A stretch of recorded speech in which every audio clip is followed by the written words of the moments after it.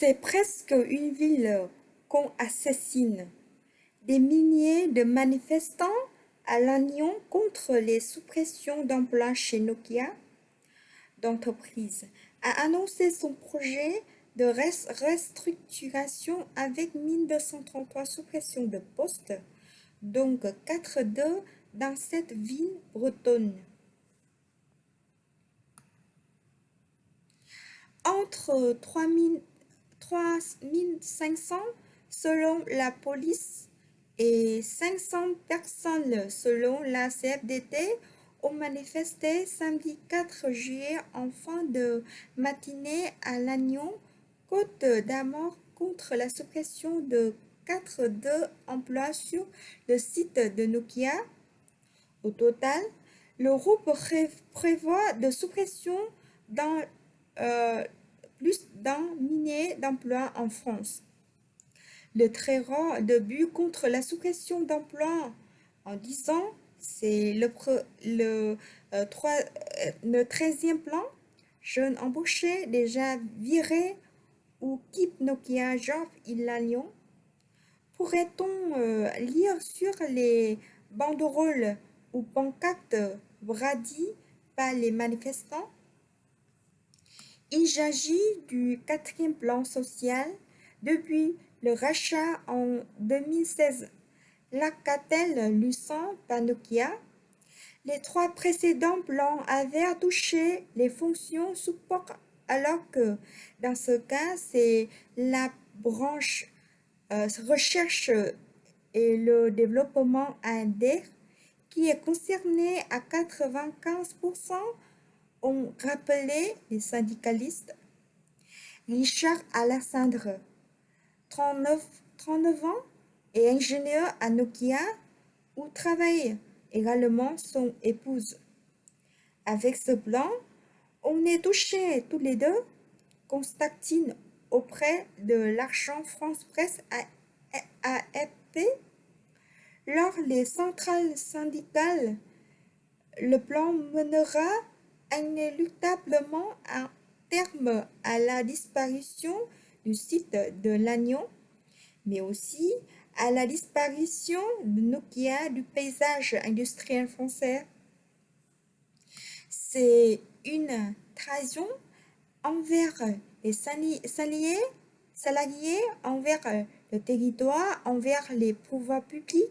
Le pouvoir politique doit agir, a lancé Brenna Trémulot, délégué central CFDT.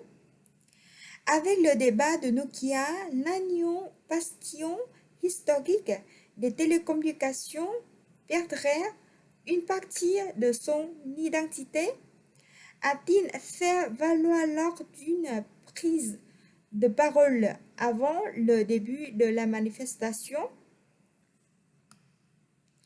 Injustifié, incompréhensible, intolérable.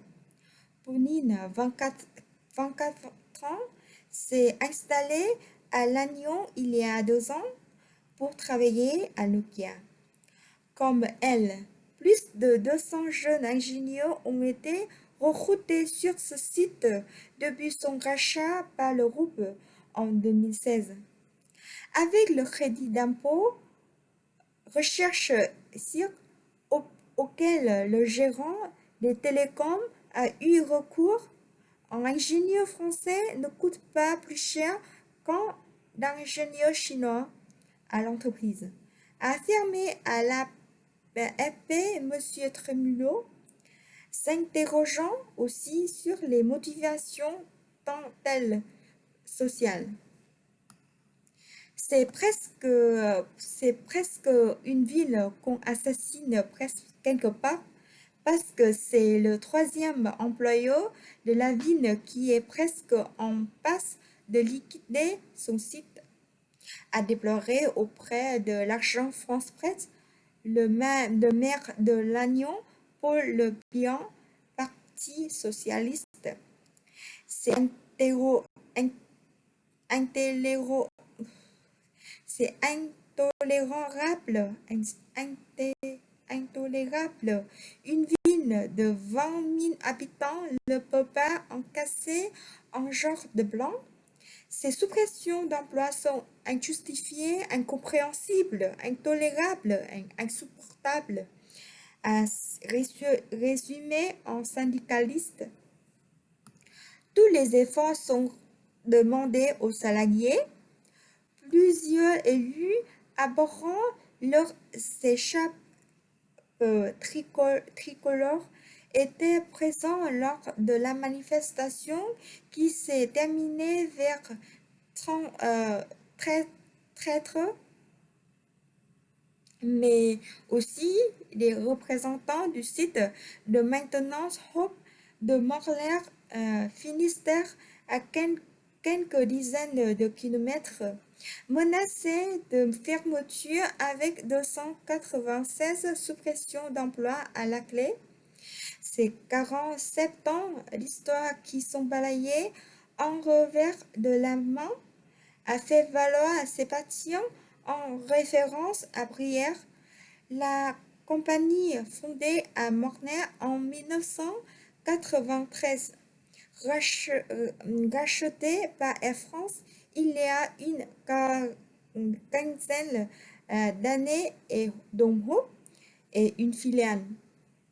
Tous les efforts sont demandés aux salariés et rien à la finance, a-t-il regretté. Le 22 juin, Nokia a annoncé son projet de restructuration en France avec 1233 suppressions de postes, donc 4,2 dans cette ville bretonne de 20 000 habitants.